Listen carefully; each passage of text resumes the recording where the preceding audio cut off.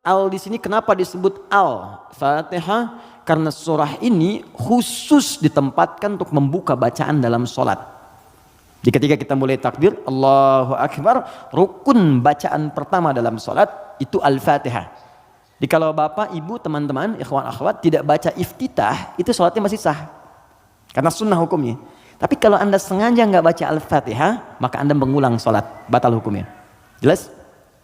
Nah, yang dahsyat yang mau saya sampaikan, ini rahasianya. Allahu Bismillahirrahmanirrahim. Assalamualaikum warahmatullahi wabarakatuh.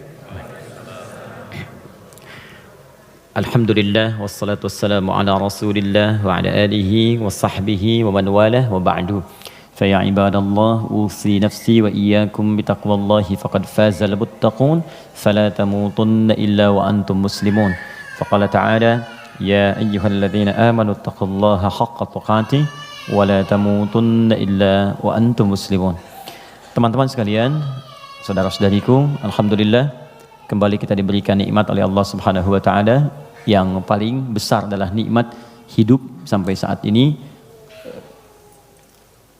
Karena di antara saudara-saudari kita ada yang telah kembali kepada Allah Subhanahu wa taala, dan kita doakan semoga seluruhnya jika dia muslim diampuni dosa-dosanya oleh Allah Subhanahu wa taala, dan mudah-mudahan juga diberikan rahmat oleh Allah dan diterima semua amal salehnya. Untuk kita yang masih hidup, perbedaan aktivitas, profesi itu hanya muka dunia saja. Toh seluruhnya itu peluang untuk beramal saleh. Saya lihat sebagian teman-teman kemarin ada yang dilantik di dewan, ada yang sebagian lagi beraktivitas, ada yang ke Palu, ada yang ke beberapa tempat, ada yang berdagang, berbisnis. Itu hanya muka dunia saja gitu. Ya, pada akhirnya itu adalah peluang untuk beramal saleh. Jadi dimanapun kita beraktivitas, maka tenunlah kebaikan di situ, karena mungkin Allah berikan amanah di situ kita bisa berbuat baik, dan di situ surga yang bisa kita raih. Maka jangan sampai ketika Allah titipkan kita sia-siakan peluang itu, karena tidak semua orang bisa mendapati itu semua. Saya turut mendoakan apapun yang kita kerjakan semoga diberkahi oleh Allah Subhanahu wa taala. Teman-teman sekalian, hari ini saya spesial ingin berikan kesempatan untuk diskusi kita. Kita tanya jawab hari ini supaya lebih luas dan ada jeda dulu dari apa yang kita bahas dari tema-tema yang lalu, sehingga barangkali temanya bisa lebih meluas untuk diskusi, dan persoalan-persoalan yang kita hadapi mungkin bisa lebih banyak di-share dan diberikan solusinya berdasarkan pandangan Al-Quran dan Sunnah Rasulullah SAW. Sebelum kita buka untuk diskusi ini, tadi dibacakan Al-Fatihah. Saya sedikit saja ingin share dari tinjauan ilmu Al-Qurannya. Al-Fatihah itu satu surat yang sangat istimewa di dalam Al-Quran. Semua punya keistimewaan surah Al-Quran tanpa kecuali. An-Nur itu surah cahaya. Jadi kalau teman-teman ingin dibimbing oleh Allah punya cahaya dalam hidup, ya cahaya dalam berperilaku, bagaimana Allah membimbing kita supaya pandangan kita dapat bimbingan dari Allah, pendengaran dapat bimbingan. Itu ada 10 bimbingan utama di surah An-Nur.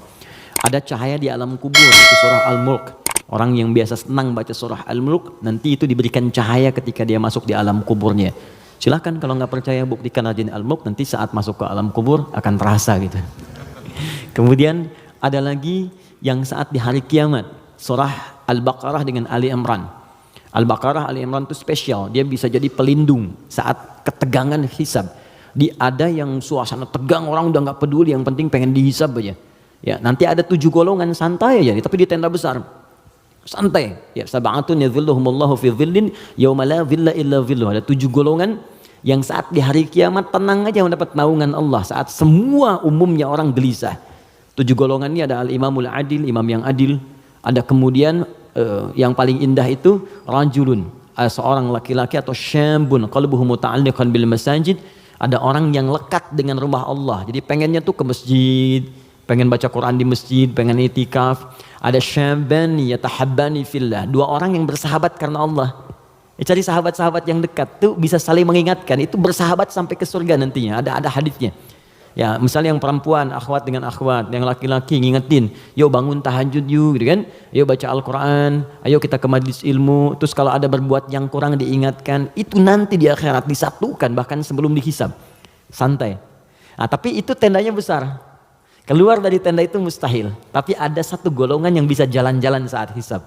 Keluar dari tenda itu jalan aja. Dialah pecinta Al-Baqarah dan Ali Imran. ahli Al-Baqarah dan Ali Imran. Hadisnya sahih di Al-Bukhari. Ka'annahuma ghamamatan. Orang yang sering baca, bukan spesifik hafal ya, ingat, bahkan baca. Dia mencintai Al-Baqarah, cinta Ali Imran, sebelum tidur dia baca. Dia telaah itu. Itu nanti keduanya menjadi pelindung. Ka'annahuma ghamamatan. Jadi saat lelah, penat, padat, panas, itu jadi pelindung di atas kepala ya. Nah, kalau Anda punya bukunya Al-Imam An-Nawawi, namanya At-Tibyan fi Adab Hamalatil Quran. Jadi sebelum menulis Al-Arba'in 42 hadis, pernah dengar? Ada Riyadus Shalihin 1896 hadis, beliau menulis namanya At-Tibyan fi Adab Hamalatil Quran. Bagaimana bercengkrama dengan Al-Quran, ada petunjuknya. Nanti ada di halaman 52, terbitan Darun Nafais, paling kanan pertengahan. Itu dikisahkan orang yang senang sebelum tidur baca Al-Baqarah. Saking senangnya di kebiasaan. Dan itu saking dekatnya dengan surat itu, dia tertidur satu masa, belum sempat baca Al-Baqarah. Tiba-tiba dalam tidurnya kaget, dia bangun mimpi, terus tangannya tersenggol kawannya. Kawannya kaget, bangun juga, dia tanya, "Mas Bika, kenapa kamu begini?" Kata kawan yang tadi, "Wallahi ra'aitul fil manam laqad natahatnil Baqarah." Tadi saya di mimpi, di tidur saya mimpi, saya diseruduk Al-Baqarah. Al-Baqarah kan sapi betina gitu kan. Nah, diseruduk, bangun, kamu belum baca saya gitu. Nah, itu sampai begitunya gitu ya. Jadi kalau Allah sudah sayang dengan seorang hamba, terus dia dekat dengan Al-Quran, maka Al-Quran itu akan menjaga kita. Nah, Al-Fatihah dia spesial.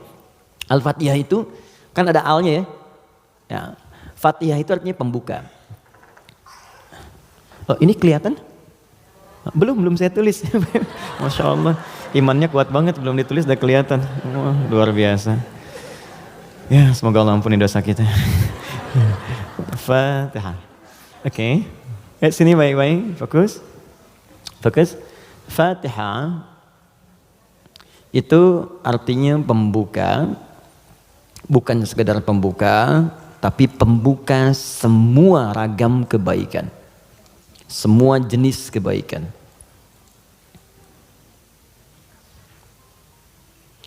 Nah, sebelum ada kalimat Fatihah ini masuk alif lam. Kalau kita belajar gramatikal bahasa Arab di ilmu nahwu khususnya, ya ilmu nahwu. Jadi ada 4 turunan bahasa Arab itu. Jadi ada nahwu, ada sharaf, kemudian sharaf 12 turunannya, ada balaghah 3 turunannya. Ada ma'ani, bayan, badi'. Ma'ani itu untuk memilih kata sehingga diksinya tepat untuk diungkapkan. Kayak kita mau bicara ke orang dewasa dengan anak kecil, anak muda beda kan? Bahasa milenial dengan bahasa yang senior lain ya. Nah, itu ma'ani. Bayan cara mengungkapkannya supaya jelas. Badi untuk memperindah kalimat supaya nyaman diterima. Jadi kalau kita mengajar seperti orang tidak tergurui, memerintahkan tidak tersinggung untuk kemudian diarahkan. Itu badi ya namanya. Sama kayak Anda memuji, saling puji ya. Kamu cantik deh, itu biasa. Tapi kalau kita katakan rembulan pun kalah oleh pesonamu saat ini, itu badi namanya. Silakan bikin status. Arud. Yang terakhir arud. Arud itu sebetulnya ilmu untuk bikin puisi di Arab. Ada 16 rumusnya. 16. Jadi disebut bahar namanya. Ada tawil, tawilun lahudun al-buhuri fadailu fa'ulun mafa'ilun fa'ulun mafa'ilu. Ada rajaz. Ya mustaf'ilun mustaf'ilun mustaf'ilun mustaf'ilun mustaf'ilun mustaf'ilun sautus safiril bulbuli hayyaja qalbi thamili al-ma'u wa zahrum ma'a zahri lahdil muqali fa anta yasali dari wa sayyidi wa maulali fa kam tayyibuli ghuzailun uqayqali qataftuhu min wadatin fi hadhar rajuli fa qala la la la faqad ghada muharwili wal walad wali wali ya wailali fa qultu la tuwalwili fa bayyinu lu'lu ali qalat lahu hina kadha in radidul muqali kahatan ka khailali tabtabitam tabtabuli. Coba diulang. Itu orang Arab. Cuma nanti belakangan itu bisa jadi rumus untuk bisa membedakan cara baca Quran dengan cara bacaan di luar Quran. Bisa. Di puisi itu kan puisi Arab ada qasidah namanya. Ya qasidah itu asalnya bukan yang pakai rebana, bukan. Ya qasidah itu kalau puisi ada 7 bait disebut qasidah. Misal rumusnya madid, mufa'alatun fa'ilatun tala'al badru alaina min thaniyatil wada', itu asalnya qasidah. Dari bait puisi rumusnya madid. Ya, tapi orang jahiliyah dulu pun saat masuk Islam itu nggak pernah baca Quran dengan langgam-langgam ini. Ya, pernah ada riwayat sampai Nabi misalnya imam baca Quran dengan madid. Ya, tala'al badru alaina wadduha wal laili idza saja. Kan enggak kan? Nah, jadi sejahiliyah-jahiliyah mereka pun itu nggak pernah digunakan langgam ini untuk baca Al-Quran karena memang beda. Nah, jadi kaidah makanya nggak bisa musik misalnya sekarang lagunya dipakai untuk baca Quran, itu nggak bisa karena beda ya, beda ininya apa namanya, frekuensinya lain. Nggak ada kan imam baca sekarang iya karena na'budu wa iya karena nasta'in, nggak ada kan ya. Bisa sih bisa, cuman enggak gitu ya, kan nggak enak kedengarannya. Nah, itu ilmunya arud namanya, dan ini ilmu bisa digunakan untuk mengukur pahala yang diberikan oleh Allah. Nanti lain waktu kita bahas. Nah, di ilmu nahwu ada al. Al ini punya dua arti secara umum. Satu disebut ta'rif, ma'rifat. Ma'rifat. Ma'rifat. Yaitu huruf yang ketika melekat pada kalimat menunjukkan sesuatu yang khusus, spesifik. Kalau di bahasa Inggris the mungkin ya, artikel the, car, mobil, umum. The car, yang ini nih, bukan yang lain. Pen, umum. The pen, yang ini bukan yang lain. Nah, itu dalam bahasa Arab al namanya. Jadi kalau ada al, yang dimaksud yang ini, khusus spesifik bukan yang lain. Al pertama yang melekat pada Al-Fatihah berfungsi ma'rifah, menunjukkan sesuatu yang khusus. Surah ini adalah surah pembuka yang sangat khusus karena dia disusun khusus untuk membuka surah-surah dalam Al-Quran. Jelas? Semua ayat Quran itu baik. Dan pembuka kebaikan di ayat-ayat Quran disebut dengan Al-Fatihah. Jadi kalau Anda belajar Al-Fatihah dengan baik, maka Anda akan temukan bahwa surah ini khusus ditempatkan membuka untuk semua untayan ayat-ayat Al-Quran. Yang kedua, al di sini kenapa disebut Al-Fatihah? Karena surah ini khusus ditempatkan untuk membuka bacaan dalam sholat.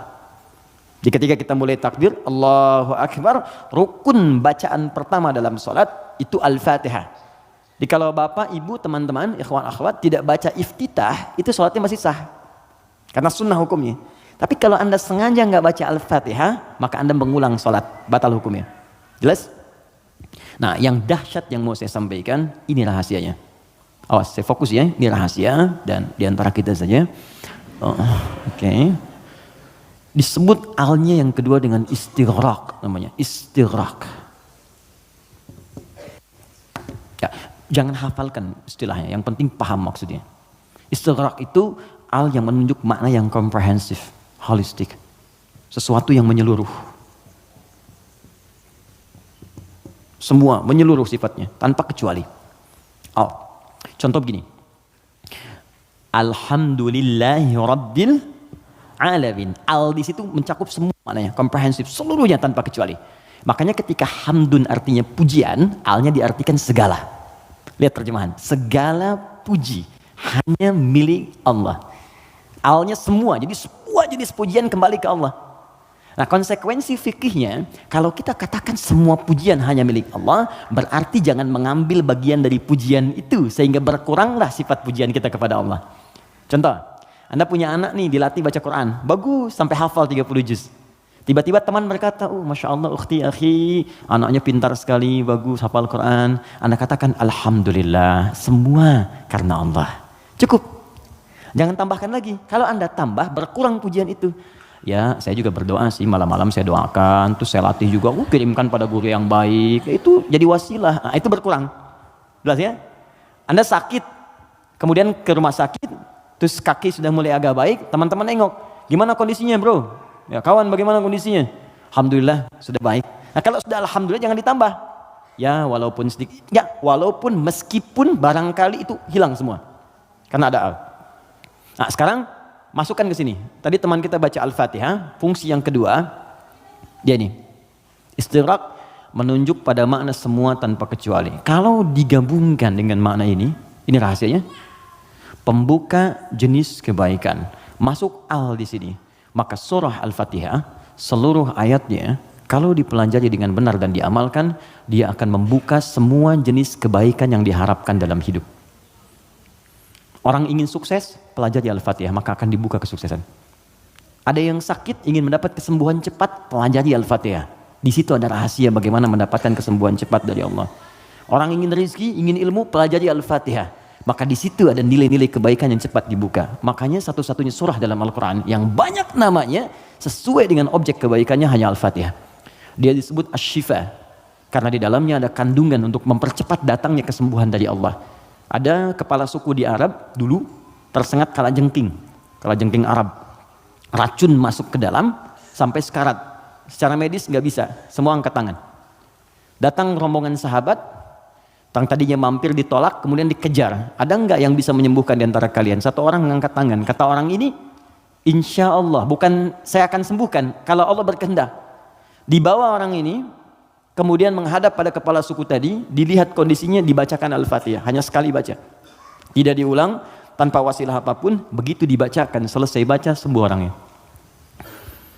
Nah ini pembuka semua jenis, makanya dalam setiap keadaan seringkali dibaca Al-Fatihah, Fatihah, Al-Fatihah. Tapi persoalannya, kok orang dulu bisa sekali baca sembuh, orang sekarang ratusan ribuan kali nggak sembuh-sembuh gitu.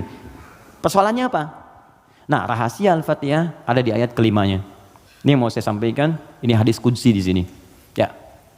Ayat kelima, yuk kalau kita hitung dari Bismillahirrahmanirrahim, Alhamdulillahirabbil alamin, Arrahmanirrahim, Maliki yaumiddin. Kelima, Iyyaka na'budu wa iyyaka nasta'in. Saya bacakan hadis qudsinya, ini yang mengiringi ayat ini saat diturunkan.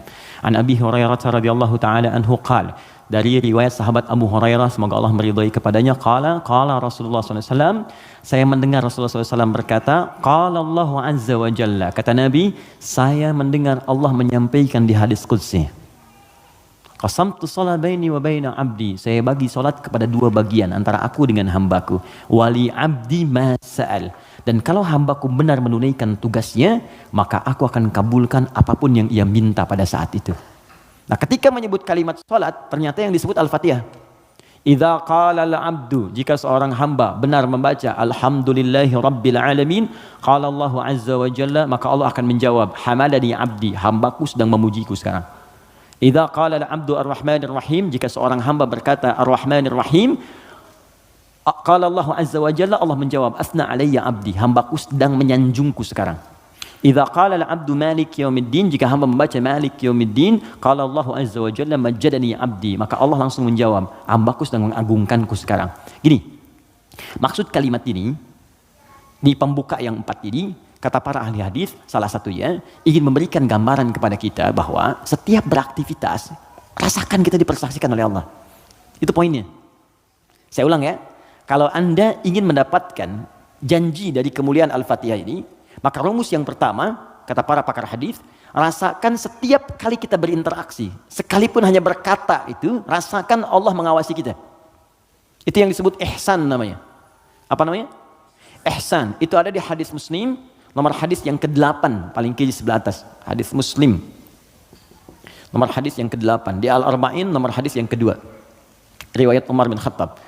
Ihsan an ta'budallaha ka'annaka tarah fa illam takun tarahu fa innahu yarak. Perhatikan baik-baik. Anda jadikan, kata Nabi, ini rumus cepatnya, kalau semua hidup ingin dimudahkan oleh Allah, semua ingin dibuka kebaikannya, maka pertama jadikan semua aktivitas kita sebagai ibadah. Itu poinnya. Yuk teman-teman yang kerja, niatkan ibadah. Kalau Anda cuma kerja aja, jangankan Anda, yang belum beriman pun kerja juga. Coba cek. Anda bisnis, dia bisnis. Bisnisnya sama dengan Anda. Anda kerja, dia kerja. Kerjanya sama dengan Anda. Di kantor yang sama, jamnya sama, pekerjaannya sama. Dia belum beriman, Anda beriman. Pertanyaan saya, yang membedakan iman Anda dengan dia yang belum beriman apa? Maka kata Nabi, mesti ada bedanya. Bedanya itu adalah, jadikan pekerjaan kita diniatkan ibadah. Itu poinnya. Makanya setiap pekerjaan kita itu pasti melekat doa di dalamnya. Untuk menjadikan pekerjaan jadi ibadah. Silahkan cek.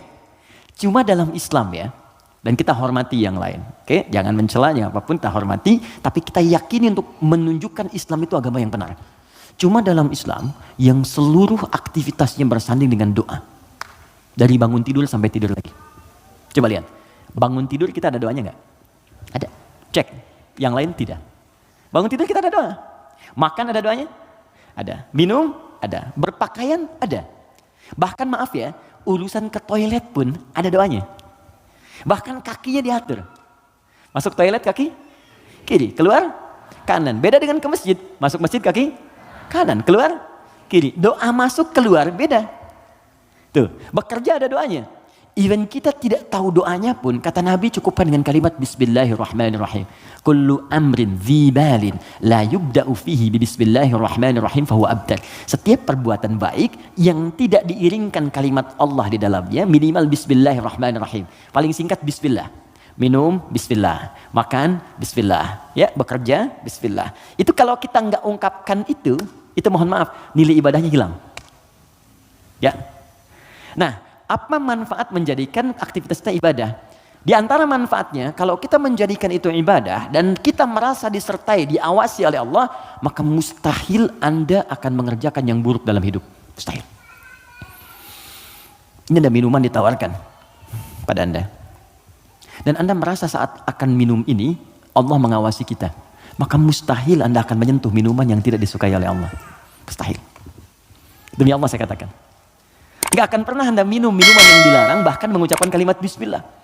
Udah minum aja dulu whiskinya pakai Bismillah biar dosanya kurang dikit. Gak bisa. Mustahil. Gak akan Anda sentuh. Pekerjaan juga begitu. Ya, kaki, tangan, teman-teman yang tugas di dewan, gak akan nyusun anggaran macam-macam. Kenapa? Karena merasa Allah lihat. Gak mungkin Anda tanda tangan sesuatu, sementara Anda merasa disaksikan Allah. Dan Anda tanda tangan pada yang buruk, mustahil. Wah, tapi kan fee-nya besar nih proyeknya. Allah menyaksikan kita. Atau saya istikharah dulu deh biar benar. Jelas ya? Nah, kalau kita merasa disaksikan Allah, kemudian kita berada di track yang benar untuk mengerjakan kebaikan. Jadi dari mulai kepala sampai kaki itu semua baik. Melihat baik, karena takut begitu melihat yang salah, Allah lihat nih, malu. Mendengar baik, melangkah baik. Ketika kebaikan ini dijaga, maka terbukalah semua pintu kebaikan. Ini maksudnya. Maka ketika Anda jadikan ibadah, maka perhatikan kalimatnya. Idza qala al-'abdu, ketika hamba sampai pada kalimat iyyaka na'budu. Ya Allah, kepadamu saja, untukmu saja. Perhatikan cara menerjemahkannya. Kami beribadah, maksudnya kami jadikan semua aktivitas kami sebagai ibadah hanya kepadamu saja. Salat kami hanya untukmu, puasa kami hanya untukmu, bekerja pun kami niatkan mendapat ridhamu, tidur pun kami niatkan mendapat ridhamu. Makanya sebelum tidur kita ada doanya, kan? Jika Anda benar mengucapkan kalimat ini, iyyaka na'budu, dan kita praktekkan dalam hidup, perhatikan, wa iyyaka nasta'in. Ya Allah, saya seorang hamba yang pasti punya persoalan dan butuh pertolonganmu. Kalaupun saya punya masalah, pasti saya hanya akan minta kepadamu. Lihat jawabannya. Hadza baini wa baina abdi. Langsung dijawab oleh Allah tuntas. Ini perjanjian antara aku dengan hambaku. Wali abdi. Kalau hambaku benar komitmen dengan perkataannya, mengerjakan semua aktivitasnya sebagai ibadah kepadaku, masalah apapun yang dia minta, aku akan kabulkan. Hadis qudsi. Apapun yang dia minta, aku akan kabulkan. Bahkan ada orang yang belum minta sudah diberikan oleh Allah Subhanahu wa taala, bergantung pada level ibadah yang ia kerjakan. Semakin tinggi, semakin kuat. Nah, kalau Anda kumpulkan jumlah ibadah ini, ada sholat, ada puasa, Anda tingkatkan, infak, baca Quran, semakin ditingkatkan semakin tinggi, maka kumpulan ibadah ini disebut takwa namanya. Apa namanya? Takwa. Karena itu ketika Quran menyebutkan kalimat takwa, pasti bersanding dengan ibadah. Coba lihat, sholat ibadah bukan? Kalimat sholat dibuka dengan takwa. Dzalikal kitabu la raiba fihi hudal lil muttaqin. Al-Baqarah ayat 2. Siapa orang takwa di sini? Ayat 3. Alladzina yu'minuna bil ghaib wa yuqimunas shalah. Oke, teman-teman, kita puasa. Puasa disandingkan dengan takwa. Al-Baqarah ayat 183. Ya ayyuhalladzina amanu kutiba alaikumus syiyam kama kutiba alal ladzina min qablikum la'allakum tattaqun. Yang kemarin haji, semoga Allah terima hajinya. Yang umrah, semoga yang belum segera berangkat insyaAllah. Ya. Yang gak cukup dengan amin, nabung, siapin schedule yang baik. Oke, sekarang lihat. Kita haji yang umrah, itu muaranya takwa. Buka Quran surah kedua, ayat 197, paling kanan sebelah atas. Al-hajju ashhurum ma'lumat, faman faradha fihinna al-hajja fala rafatha wala fusuqa wala jidala fil hajj wa ma taf'alu min khairin ya'lamhu Allah wa tazawwadu fa inna khairaz zadi taqwa. Semua takwa. Nah, rahasianya di sini. Kenapa kita diminta salat, puasa, zakat, takwa? Karena ternyata takwa itu wasilah untuk mencapai harapan yang kita inginkan. Buka Quran surah kelima ayat 35, paling kanan sebelah bawah di mushaf.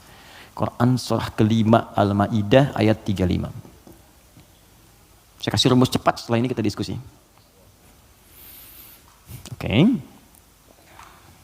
Ya ayyuhalladzina amanu, hai orang-orang yang telah menyatakan dirinya beriman kepada Allah, ittaqullaha, tingkatkan takwamu kepada Allah. Tadi bentuknya ibadah. Jadi kalau sholat tingkatkan. Maksud ditingkatkan di sini dari yang fardu ke sunnah, gitu kan? Dia bukan menambah bilangan yang fardu. Oh berarti besok aku subuh dari 2 jadi 4 gitu ya Ustaz. Ya saya tambah dengan yang sunnah. Yo, yang belum duha, yang belum tahajud, tambah, naik ke atas. Ya, puasa tambah, yang dari Senin tambah Kamis. Okay? Kamis, Senin, Kamis, puasa Ayyamul Bid, 3 hari di pertengahan bulan. Tambah lagi misalnya daun, kalau kita mampu sesuai dengan kemampuan. Naik, untuk apa? Teruskan ayatnya. Wabtaghu ilaihil wasilah. Takwa itu gunakan sebagai wasilah untuk meminta kepada Allah apa yang kau harapkan. Teman-teman mau minta apa? Sukses di karir? Nyaman di rumah tangga? Anak-anak sehat? Pintar? Hafal Quran? Kalau Anda punya permohonan tertentu kata Allah, maka sebelum memohon, cari dulu wasilah takwa. Beramal dulu. Dan niatkan amalan itu untuk mewujudkan apa yang ingin Anda mohonkan tadi. Itu rumus. Makanya banyak orang yang mengerjakan ibadah itu diisi dengan doa permohonan. Puncaknya sholat. Makanya sholat disebut sholat karena banyak doa di dalamnya. Coba lihat, waktu kita diminta sholat. Mu'adzan itu pengumumannya, kan itu membuat kalimat bukan cuma sholat. Saya tanya sebentar, yang pengen sukses boleh angkat tangan siapa? Oke. Ya, it's happening. Oke, yang pengen bahagia? Baik. Yang pengen sukses tapi nggak bahagia, pilih mana? Sukses tapi nggak bahagia atau bahagia nggak sukses?